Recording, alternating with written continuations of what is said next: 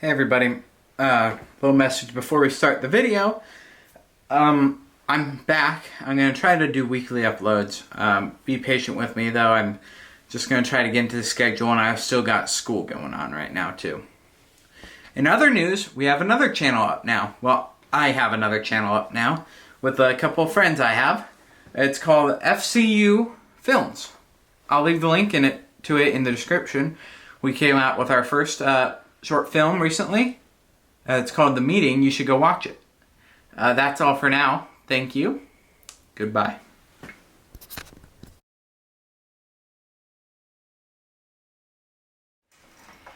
Oh my god. Oh, hey, didn't see you there. Finished playing FNAF Security Breach. Let's talk about it. So you probably know Five Nights at Freddy's. It's hard not to. It's pretty much everywhere. And, I mean, new game came out. I played it. Definitely one of the most interesting gaming experiences in my life. As a day one player, it turned me off the game for quite a while. I did not want to come back to it. But I got it done. I only did one ending, so I'm only going to be able to speak on one, but it's a canonical one, so who cares? So, you probably know Five Nights at Freddy's. Video game came out in August 18th, 2014. Five Nights at Freddy's 1 came out. It was a smash hit. Everybody loved it. Blah, blah, blah. Scott Cawthon made it. You know that already. And, yeah. Now we're here. Probably shouldn't skip over the details. So Five Nights at Freddy's is an indie horror game created by Scott Cawthon. The first game releasing in August of 2014, which is... wow, I feel old. To put into perspective, the first game was talked about on the playground for me. So those of you who were teenagers when you played it, you're probably feeling pretty old. I feel old. I remember kids talking about it on the playground and talking about all these secret things. It was the melee of our generation. So, yeah, that's how I got introduced to it, through everybody else. And I didn't really play any of the games until 2020 when I had a New Year's party and we played some of the best games of the decade. And FNAF 1 was part of it. And I played VR. I played Help Wanted, and I really liked that one. And I came to really enjoy the first 4 games. I was really hyped for this game when it first came out, just like my friend Matt Pat there. I had pretty high hopes. I loved the 80s kind of style of everything, and the first trailers were looking really good. But yeah, it came out, and well, I mean, I was kind of disappointed. You know, it looked like a AAA game, and I probably had my hopes a little too high. But I have a lot of problems with this game. And it's going to be a more negative video, contrary to the DS video, which was probably the last full game review I did. And yeah, so Security Breach. Let's talk about it. This is going to be pain. So this game has been in a lot of people's hands for a while. It came out in December of 2021. And I was one of the first day people to play it. Me, and I was watching Matt Pat's stream at the same time. Because, I mean, at that point I hadn't really played the other games, but I was pretty invested into the lore, which we'll get into later. But I was excited for it. I mean, the 80s, it looked cool. Everybody was pretty hyped for it. Then it came out, and, you know, I played it on the PS4, and the graphics were dog poo-poo. Yeah, these graphics were not up to standard.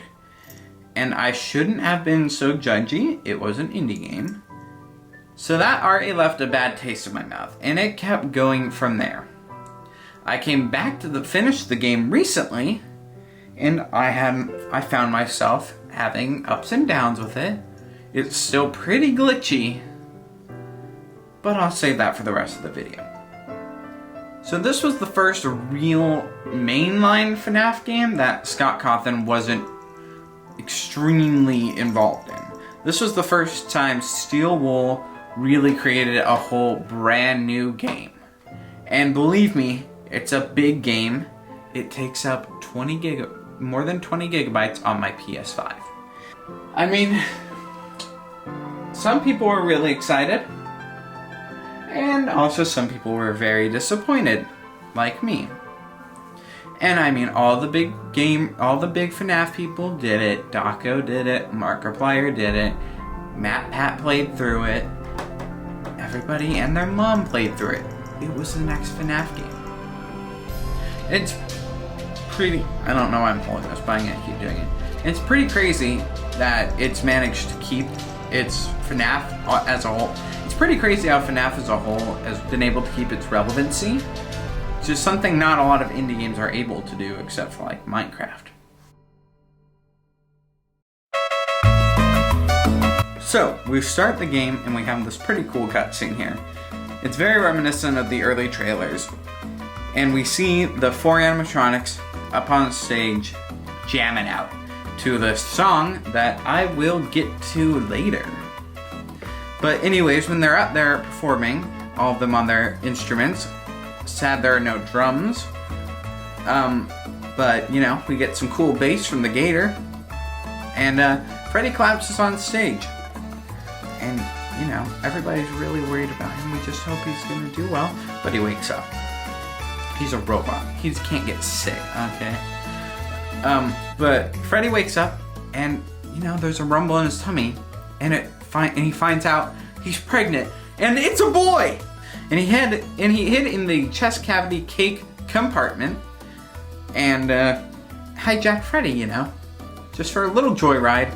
And Freddy spits him out in his room, and he, you know, they start to be friends, and Gregory tells him that I'm running away from the evil security guard. She's gonna catch me. Freddy's all, okay, that seems about right. And he tells Gregory to vent. He does, and I think this is a really cool little storytelling device here. As he's going through the vents, he sees each of the each of the animatronics in their own rooms, and giving them personality as he's going along. Roxanne is giving herself self-affirmation in her room. Monty is destroying his, and Chica, you know, Shred Queen. And he gets out and he goes into the Hall of Reused Assets from FNAF VR because they have no reason to be here. And then he goes, it acts as a tutorial, and he learns the controls. And once he releases Freddy from his room, throughout this whole game, you have to get these passes that let you unlock more and more of the pizza plex as you go on. So he unlocks Freddy's room, and he's able to go down into the utilidors, which is what I'm going to call them because that's what they call them at Disney World. Goes down there, and Gregory's hurt. He shoves him into a medical supply tent, and he talks with Vanessa, lying for us. Thank you. A good buddy. And he lies for us so we can get out. And he can't make it all the way, and he runs out of power, and we're on our own. This is where we're introduced to the running mechanics for this game, which I will get to in a second. You know what? No, I'll get to them now. Where we learn how to run! And this is going to be something useful throughout the game. It also establishes all the animatronics' different behavior patterns. Monty can smash through things and goes head first. Chica's weird and Roxanne's weird. There's no real pattern, but you just get to run away from each of them, which is a neat little introduction. And you nearly make it, and they lock the child in with murder bots. And you have to survive until 6 a.m. This is the start of the game. The first room you get spit out in, and there's my first problem with this game. These janitor and security bots. It's a neat idea in theory. If you get caught by one, an animatronic comes and gets you. They alert them. The problem is, they're everywhere! I don't know if this is a problem for everybody else, but I mean, They're everywhere, and there's no like use for them because they teleport the animatronics, which they have to load in, and you can just easily run away. They're annoying, and there are way too many of them in each room. This is a stealth game at its core. It's not a survival game like the past ones, which is fine. But these bots, I get so many times, man. And makes me want to die. It makes me want to die. Anyways, we have the lobby area. So you're not in the Pizzaplex yet, and you have to go do some things. My favorite part about this section is they reference Mr. Hippo. But what makes Gregory the worst character in this franchise is he calls Mr. Hippo lame. Watch your back and don't go to bed tonight. He, breaks property, and he has to go to the daycare room. And this is where I wanted to not play this game anymore. I just didn't want to play. So I got to this section on day 1. The controls didn't completely work. The best way I can describe controlling Gregory is like controlling a stiff robot, which may play into MatPat's theory, but I wish he controlled better. And I hate this level. Is probably one of my least favorite levels in any video games. Maybe it's just because I'm bad, but I hate this level. So you dive into the ball pit, which, yay, it's fun. But then this sun guy comes around, okay? And he dives into the pit, and he grabs you. He just grabs you. And, it teaches you the mechanics of him real quick. Because this is the only level where he's even really a threat until the very end. So you knock down pins or barrels or whatever, and he gets distracted and has to pick them up. And then you go over, get your security badge. Then the lights turn off. Pops back up as a moon. And this is the worst thing I may have ever played, this level on day 1. Because when I came back to it and had to replay the beginning section, it wasn't that hard. But this first time, give me strength. So, you're stuck in a very dark room with a killer animatronic going through 3 identical playsets looking for 5 generators. 5 of them in these identical looking playsets. And the only way I did this is by making a pattern, drawing it on paper, and doing it exactly right and as quick as possible. Because guess what? He doesn't just stay outside of it, and it's only a problem when you have to go between. No, he comes inside! He comes inside the stupid thing! And I died over and over again because he was glitching through the walls!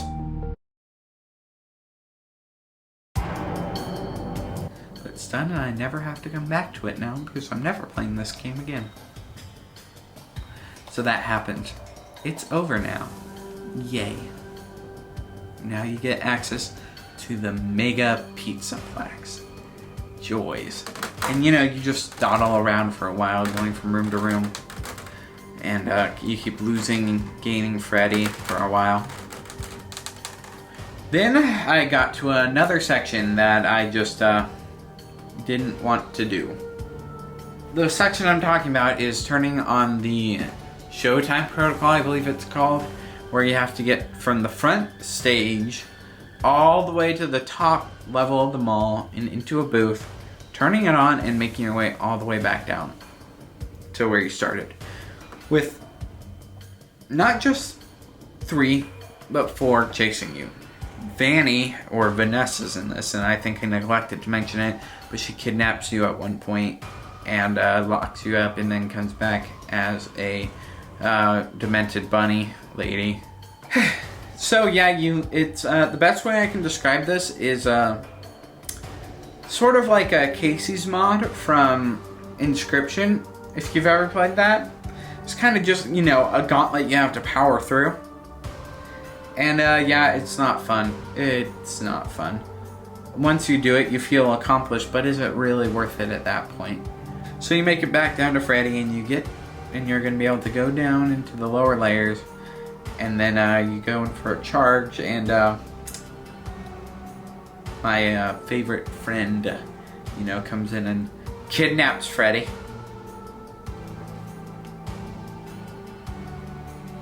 I don't like this game very much. Now, in my opinion, after this point, the game actually gets pretty good. So, this may be my favorite section of the game because it actually brings some horror. You're presented with this maze here, and there are all these endoskeletons, which are pretty much the skeletons of the animatronics, and you have to sneak past them. And the cool thing is, if you've ever seen Doctor Who, they're like the weeping angels. When you're looking at them, they're still, but if you turn away, they come after you. And yeah, it gets a little tedious if you die too much, but just give it a few minutes and come back. I guarantee if you like horror, you'll like this section a lot.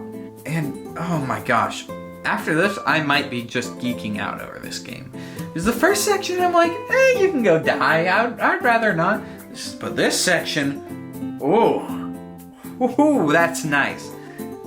So this section's great, and then you get a little bit more story with Gregory and Vanessa and Freddy, and he's looking in, and this is the last time we see Vanessa. I'm not joking. No, this is literally the last time we see her, I believe, till maybe the end of the game. And yeah, you get to play this little mini game. It's Simon Says to repair Freddy, and Simon Says is fun. I enjoy Mario Party style mini games. So, and now I know some people might find it fetch questy, but I like it. Now after this part, Gregory becomes the American Psycho and goes on a rampage against the other animatronics and starts murdering them, which I am in favor of.